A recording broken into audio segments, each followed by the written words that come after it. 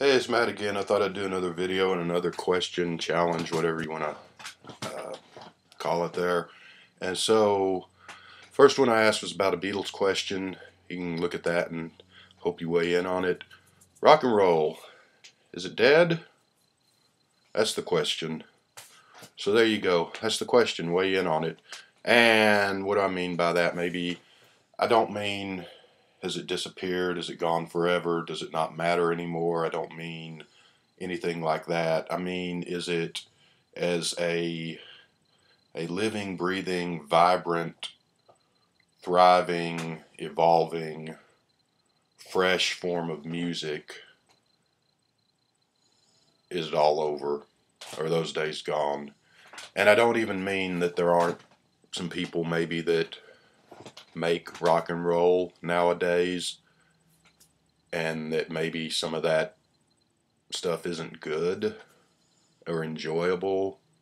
But I mean, is it still making breakthroughs and pushing forward and evolving, like I said, um, as opposed to just rehash of what came before and the earlier breakthroughs and revolutions from the rock and roll performers of the 50s, 60s, 70s, and 80s, or however far you want to go forward there. And I also don't mean is it dead as in the Elvis and Beatles and Led Zeppelin and Clash and uh, Rolling Stones and stuff like that doesn't matter anymore, because it does, of course. I don't know how much that stuff matters to your average 14 or 15-year-old teenager, but I see a lot of people on here that are younger people that enjoy that music. That obviously this music happened before they were born, and somewhere somehow they tuned into it and they get a lot out of it. And I'm not trying to suggest that someone that's 14 that just now gets into the Beatles or Rolling Stones or the Ramones or whatever can't get as much out of it as people who were there when it happened, when that stuff was brand new and fresh and revolutionary.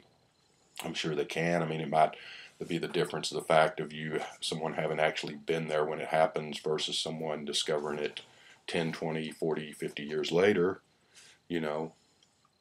But you see where I'm going? I'm saying, if is it still the rock and roll? And I'm not saying, does Sergeant Pepper or Heartbreak Hotel still matter?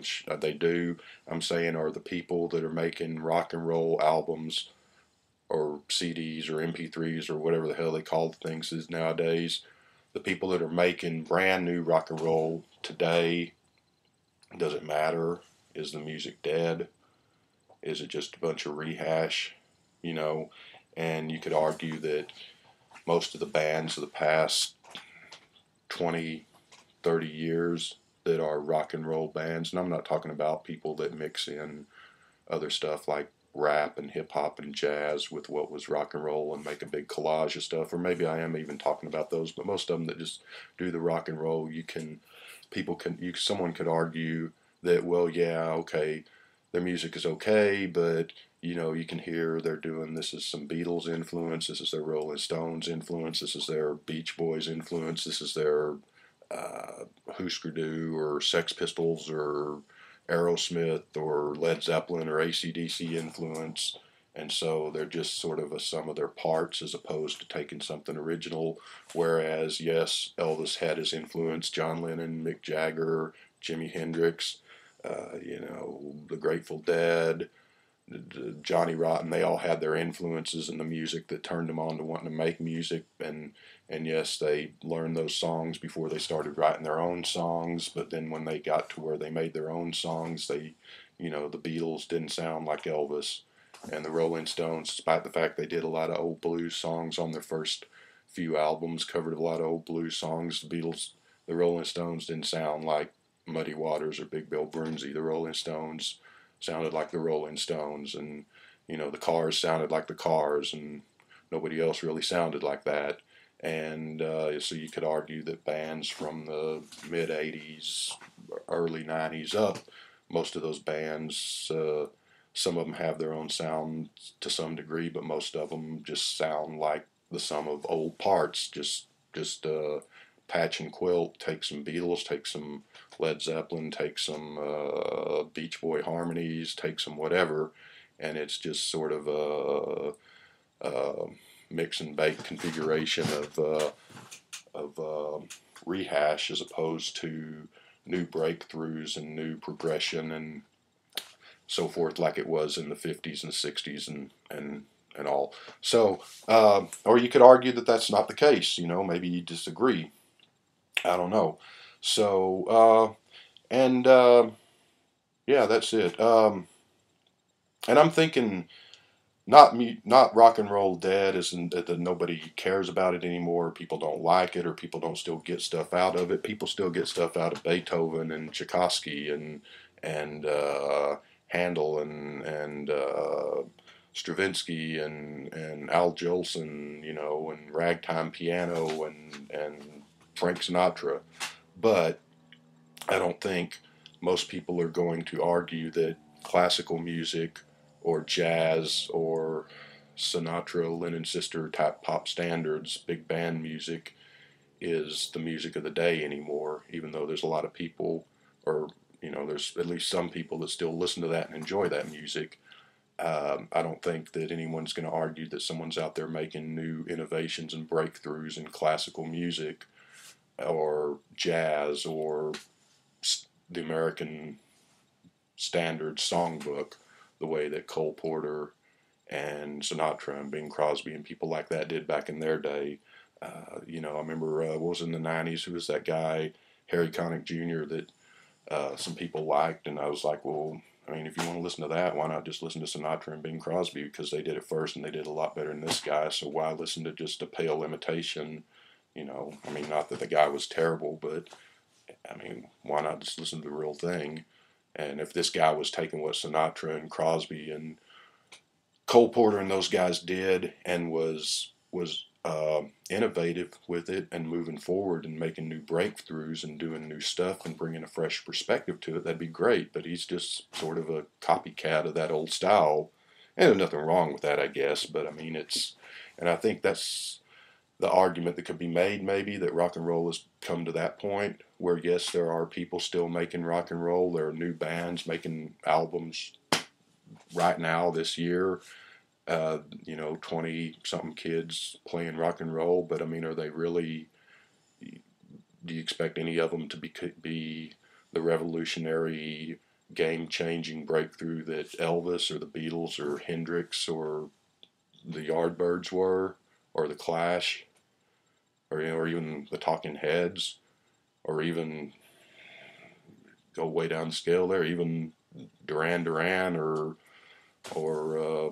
Human League? I don't know. That's the question. So, once upon a time, classical music was the big music of the era. Of course, it was not the same level of mass media and exposure as we have nowadays, but there's still people that like classical music, and there's still people that even make new classical music as opposed to just re-recording old Beethoven and Brahms and Mozart symphonies and pieces. But whereas Brahms and Mozart and Beethoven were revolutionary for their day with the music they created, or the people that make new classical music, does anyone even pay attention to that? Because here's the group of people that listen to classical music, here's probably the group that listens to new classical music, newly composed symphonies and written pieces. So are there many people listening to that? It might be good stuff. I don't know. But I mean, is it the breakthrough? Is it the ground shifting cataclysm that Beethoven was in his day? And I'll let you answer that. Same with rock and roll. I mean, are you, um, Raphael Sadiq, great. Love his. There's not much music I like from the last 30 years. Love his stuff. A couple of albums of his are just great. I'm looking forward to his new album. Sounds like old soul music. but it doesn't sound like a pale imitation. It sounds like he's kind of got his own thing going, and it's great. But is he on the level of Sam Cooke and Otis Redding and you know, Sly Stone and James Brown? I'll let you answer that. Lydia Lovelace, I rant and rave about her. Best album the last 30 years, in my opinion. The album that came out last year. She's great, but I am not going to argue that she's you know, on par with the Yardbirds or the Beatles or the Jefferson Airplane or the Sex Pistols. Um, you know, but go out and buy the album because it's great, I would say. So I hope that makes sense. When I say rock and roll is dead, I'm not meaning that it's worthless and that it should be thrown on the scrap heap and tossed in the museums and forgotten to collect dust.